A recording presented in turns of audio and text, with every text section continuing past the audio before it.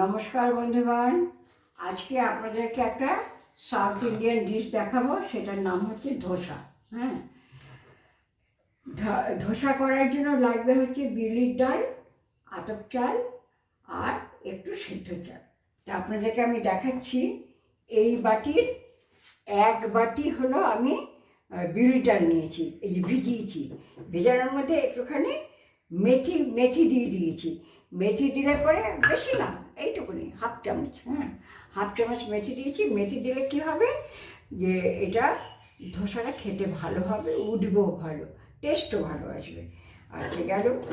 আর আমার তো এটার মাপ হচ্ছে এক কাপ এক কাপ এক কাপ, তিনটা। কিন্তু আমি যেহেতু একটু মুড়মুড়ে করবো, সেই জন্য আমি সেদ্ধ চালটা হাফ কাপ দিলাম আর আতপ চালটা 1.5 কাপ দিলাম। পূরণ হয়ে গেল 3 কাপ। এইবারে এটাকে পেস্ট করে আলাদা আলাদা পেস্ট করব। পেস্ট করে একসঙ্গে মিশিয়ে নুন মাখিয়ে কোনো একটা বাসনের মধ্যে রাখবো।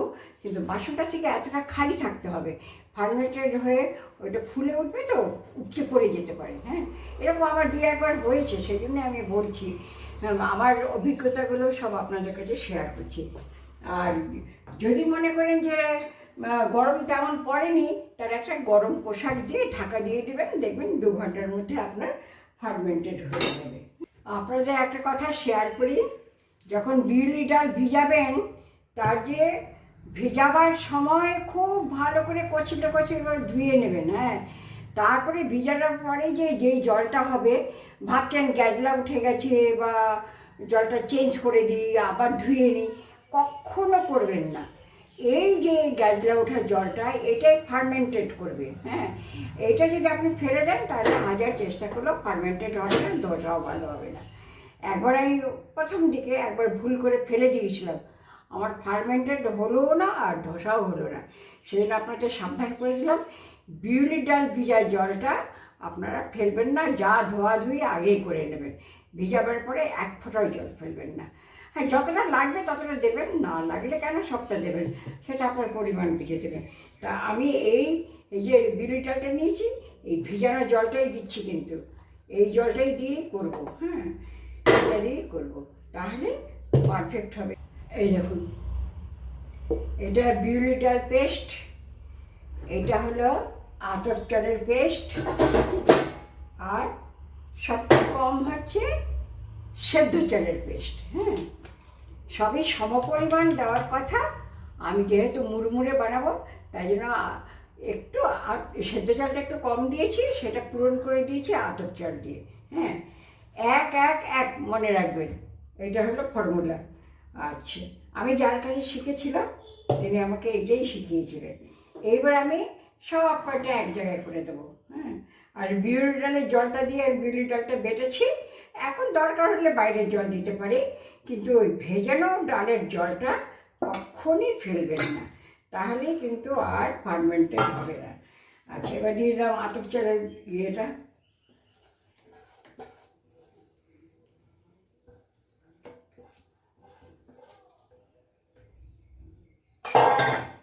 এবার দিয়ে দিলাম এই সেদ্ধ চালের পেস্টটা।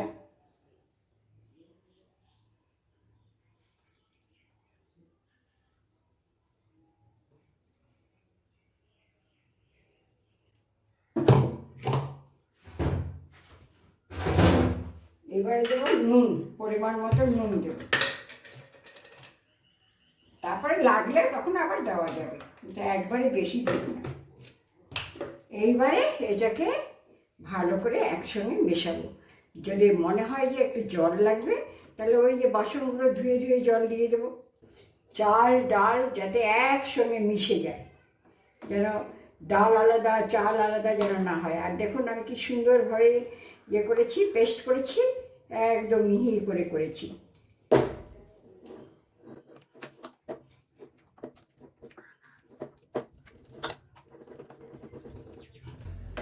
হয়ে গেল আমার মাখানো।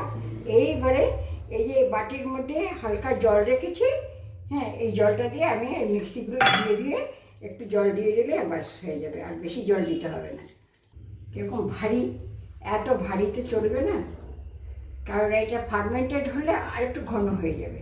সেই জন্য যে মিক্সি ধোয়া জলটা যে আমি না সবসময় মিক্সি কী করি লাস্টের দিকে একটু জল দিয়ে ঘুরিয়ে নিই, তাহলে ভিতরে যে কণা ঠনা থাকে, চালের কণা, ডালের কণা, ওগুলো সব বেরিয়ে আসে। তা নাহলে একবার আর শুকিয়ে যদি আটকে যায় তাহলে খুব প্রবলেম হয়। ওই জন্য আমি সাথে সাথে ওইভাবে করে নিই। তো সেইভাবে করেছি, আমি একটু করে মিশাতে থাকি, লাগলে দেবো, না লাগলে দেবো না। আপনাদের আমি থিকনেসটা দেখাতে চাইছি। আমি এটা দিয়ে দিলাম, কারণ এটাও ঘন আছে, মিক্সির ভিতরে যা ছিল সব বেরিয়ে গেছে। এই হলো এটার থিকনেস। চাল ডাল সব একসঙ্গে মিশে গেল, আর জলের থিকনেসটাও এসে গেল। হ্যাঁ, এই যে এই হবে, এরকম ভারী হবে। হ্যাঁ, এর চেয়ে পাতলা হবে না, এর চেয়ে পাতলা হবে না। আর এটা যখন ফার্মেন্টেড হবে তখন আরেকটু ঘনত্ব বেড়ে যাবে। ব্যাস, এইবারে এটা যখন করব তখন আপনাদেরকে আবার দেখাবো যে আমি কীভাবে ধোসা করলাম। হ্যাঁ, আর আমি এই বাসনটায় যে রাখলাম, এই যে এতটা ফাঁকা রাখলাম, যে এইটাই দেখবেন আপনি ফুলে যাবে। আমাকে 2 ঘন্টা পরে আবার খেয়াল রাখতে হবে যে ফুললো কিনা। হ্যাঁ, যদি মানে এতটা পর্যন্ত ফুলে যায় তাহলে খুবই ভালো কথা, আর যদি উপচে পড়ে যায় তাহলে আমার মুশকিল আছে, তাহলে আর একটু বড়ো বাসনে রাখা উচিত। এই যে আমি এইরকম বাসন দিয়ে ঢাকা দিলাম, ঢাকা দিয়ে আমি এখানটায় একটা গরম কাপড়ের সাহায্যে রেখে দেবো। ওই যে দেখুন, গরম কাপড় দিয়ে আমি ঢাকা দিয়ে রাখলাম, রাইস কুকারের ভিতরে ঢুকিয়ে দিলাম আর গরম কাপড় দিয়ে ঢাকা দিয়ে রাখলাম। 2 ঘন্টা পরে আবার আমি এটাকে চেক করবো যে ফুলেছে কিনা। আজকে আপনাদেরকে আমি ধোসা দেখাবো। হ্যাঁ, ধোসার সঙ্গে আলু তরকারি করব আর একটা চাটনি করব। সেই চাটনিটা দেখাবো, আলু তরকারিটা দেখাবো, আর ধোসা বানানোটা দেখাবো। সাম্বার ডালটা দেখাবো না, সাম্বার ডাল এর আগে আমি ইডলির সঙ্গে দেখিয়ে দিয়েছি। আর আজকে সাম্বার ডাল করবো না, এতগুলো একসঙ্গে পারবো না করতে। ঠিক আছে, আপনারা দেখতে থাকুন। আমি এখন কিভাবে চাটনিটা বানাবো সেটা আমি বলছি। এই যে কিছু আমন্ড বাদাম ভিজিয়ে রেখেছি, আর কিছু এই ছোলার ডাল ভেজে নেব, কাঠখোলায় ভেজে নেব, আর এর সঙ্গে একটু নারকেল দেবো, নারকেল কুচিয়ে রেখেছি। এই দিয়ে চাটনিটা বানাবো কারিয়া পাতা ফোড়ন দিয়ে। ছোলার ডালটা কাঠখোলায় ভেজে নিলাম। এইবারে এটা ঠান্ডা হলে মিক্সিতে আমি গুঁড়ো করব। তার সঙ্গে কাঠবাদাম দেবো, আর হলো ছোলার ডাল দেবো, কাঁচা লঙ্কা দেবো, পরে একটা তড়কা লাগিয়ে দেবো। এবারে আমি আলু তরকারিটা করব। এই আলু নিয়েছি, একটু মোটা করে পেঁয়াজ কেটে নিয়েছি, আর হলো একটু টমেটো নিয়েছি, আর শুকনো লঙ্কার গুঁড়ো দেবো এটাতে। ওরা খুব শুকনো লঙ্কার গুঁড়ো খায়, সাউথের লোকেরা শুকনো লঙ্কার গুঁড়ো খায়। এখানটা হলো নিয়েছি হলো মেথি, সর্ষে, বিউলির ডাল, ছোলার ডাল, আর একটা শুকনো লঙ্কা নেব ফোড়ন দেওয়ার জন্য, আর নেব হলো ওদের মেন জিনিস কারিয়া পাতা। এই যে কারিয়া পাতা দেবো। এই কারিয়া পাতাটা আমার নিজের গাছের, এই যে টমেটো হয়েছে আমার নিজের গাছের, কাঁচা লঙ্কাও আমার নিজের গাছের, আর সব কেনা। পরিমাণ মতন তেল দিলাম, বেশি লাগবে না, তরকারি কম আছে, ওই 3 পানির মতন তেল দিলাম। এবার শুকনো লঙ্কাটা ফোড়ন দিয়ে দেবো। শুকনো লঙ্কাটা ভাজা হোক। এই যে ফোড়নটা যেটা বললাম আপনাদের, সেই ফোড়নটা দিয়ে দিলাম একটু, আর একটু হিং দেবো। একটু হিং ফোড়ন দেবো। হিং ফোড়ন দিয়ে তারপরে আমি কয়েকটা কারিয়া পাতা দিয়ে দেবো।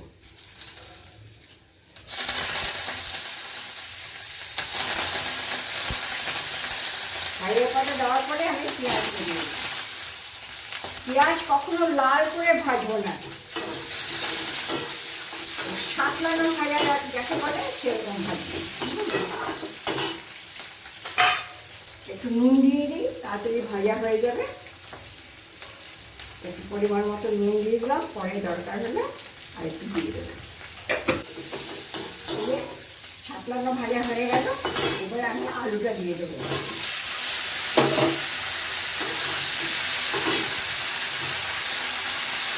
অল্প অল্প হলুদ দিলাম, অল্প হলুদ দিলাম, আর শুকনো লঙ্কার গুঁড়ো দেবো। ওরা খুব শুকনো লঙ্কার গুঁড়ো খায়, এই যে আমি একটু শুকনো লঙ্কা দিলাম,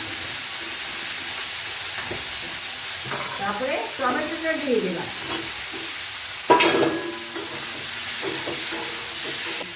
নামমাত্র জল দেবো, বেশি জল দেবো না। এরকমভাবে একটুখানি দিয়ে দেবো, একটু নুন লাগে।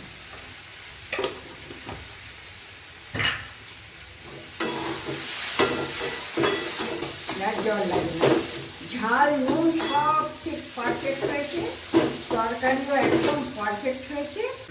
এই দেখুন ধোসার তরকারিটা তৈরি হয়ে গেল। এই যে চাটনিটার মধ্যে একটা তরকা লাগাতে হবে, সেটার মধ্যে আমি কী করবো, একটা শুকনো লঙ্কা দেবো, একটু বিউলির ডাল দিলাম, একটু ছোলার ডাল দিলাম, আচ্ছা সর্ষেটা দিয়ে দিলাম। সাউথ ইন্ডিয়ার সব কিছুতেই একই ফোড়ন। এইবারে দেবো হলো কারিয়া পাতা, কারিয়া পাতা। এবারে এই যে আমি বাদাম দিয়ে চাটনিটা বানিয়েছিলাম, আপনি একটু ঘন পাতলাও করতে পারেন, ঘন করতে পারেন, এটা আপনার উপর নির্ভর করবে। আমি আর একটু পাতলা করবো, সামান্য একটু পাতলা করবো, সামান্য একটু পাতলা করলাম। আর এরপরে তরকাটা বানালাম, এই তরকাটা আমি এবারে এর মধ্যে দিয়ে দিলাম, গরম অবস্থায় দিয়ে দিলাম, ব্যাস।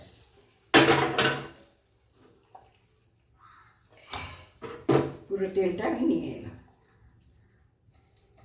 এটাকে আমি এবারে ঢাকা দিয়ে রেখে দেব যাতে গন্ধটা উঠে না যায়। এটা হলো চাটনি। আমি সামান্য সামান্য একটুখানি তেল দিলাম, সামান্য, বেশি না, তারপরে চাটুর টেম্পারেচারটা ঠিক রাখার জন্য আমি দিয়ে একটা ন্যাকড়া দিয়ে আমি মুছে নিলাম। তারপরে আমি এই যে ধোসার ব্যাটারটা দিয়ে দিচ্ছি। কেমনভাবে জানি না, তাও চেষ্টা করছি আমি।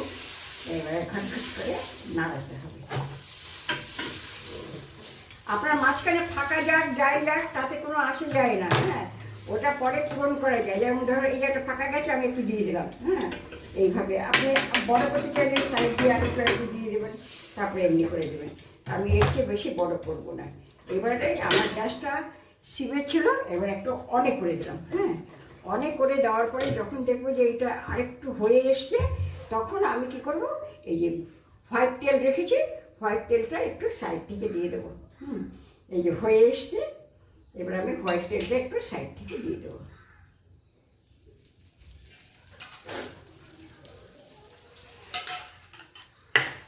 এবার সাইড থেকে তেলটা দিয়ে আমি এইটাকে কী করবো, এইভাবে এইভাবে তেলটাকে এইভাবে এইভাবে এইভাবে, যাতে চারিদিকে তেলটা লাগে। এইবারে যখন দেখবো যে এটা বেশি লাল লাল মতন হয়ে এসছে, তখন আমি এই দেখুন আমার ধোসাটা একটু লালচে ভাব হয়ে গেছে, এটা বেশ মুড়মুড়ে হবে। এটাকে সাবধান তুলতে হবে। একটা যদি ভালো উঠে যায় তাহলে তো খুব কপাল ভালো আপনার, তা না হলে আবার কাঠখড় পোড়াতে হবে। আমার যাই হোক প্রথমতেই হয়ে গেল। আমি একটা ছোট্ট করে ডেমো করেছিলাম, দেখলাম যে চাটনিটা আমার ঠিক আছে কিনা, সেটা খুব সুন্দর হয়েছে। সেই জন্যই আমি আবার আরেকটা বড় করে করলাম। আমার হাজব্যান্ড এরকম মুচমুচে খেতে খুব ভালোবাসে, সেই জন্য মুচমুচে। এই যে ডেমো দিয়েছিলাম এই ছোটোটা দিয়ে, ছোটোটা দিয়ে দেখলাম হয়ে গেছে। এই যে আমার হাজব্যান্ডকে আমি ধোসা খেতে দিয়েছি, উনি খেয়ে বলবেন কেমন হয়েছে, মুড়মুড়ে হয়েছে কিনা, আর চাটনিটাও টেস্ট করবে, কারণ আমি আরেকটা বেশি এসছি, সেটা তুলতে হবে আমাকে। কেমন ভালো হয়েছে?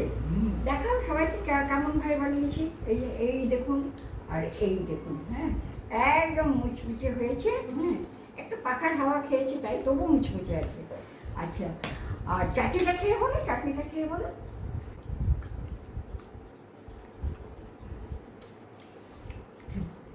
ঠিক আছে, আপনারা দেখুন, দেখে কেমন লাগলো কমেন্টসের মাধ্যমে জানাবেন।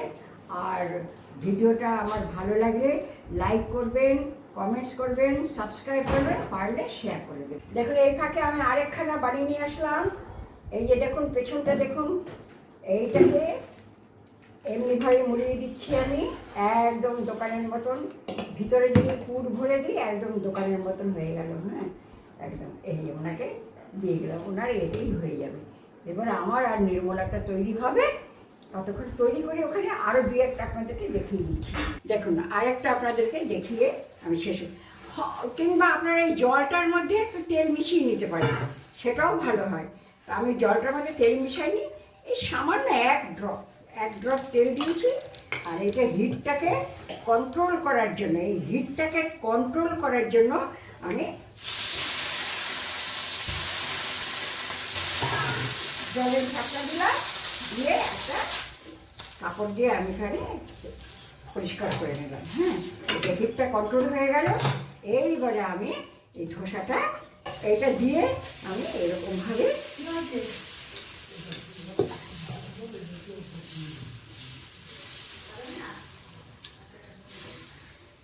এই যে এইভাবে আমি এবারে এটাকে অন করে দিলাম।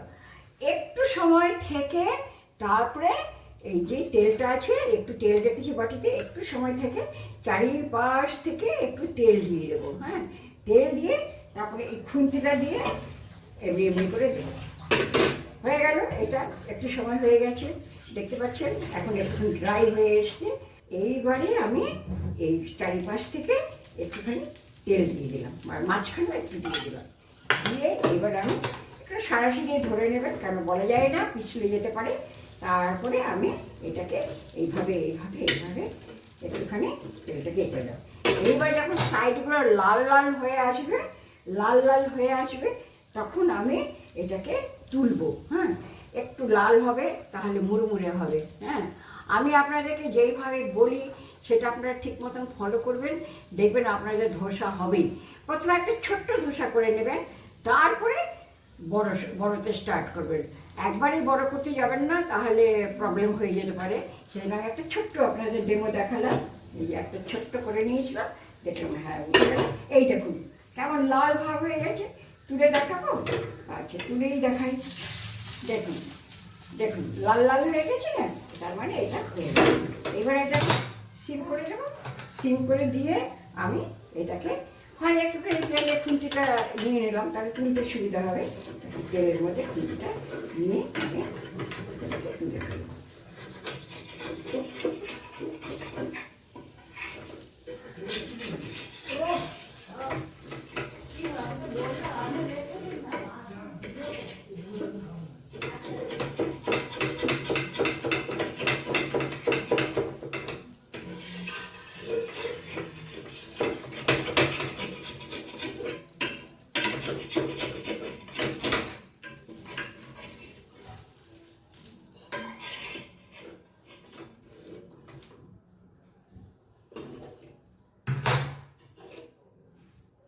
দেখুন আমার ধোসা হয়ে গেল। আচ্ছা ঠিক আছে, থ্যাংক ইউ। ওকে, দেখি আবার ভালো করে দেখিয়ে দিলাম আপনাদেরকে, এইভাবে করবেন।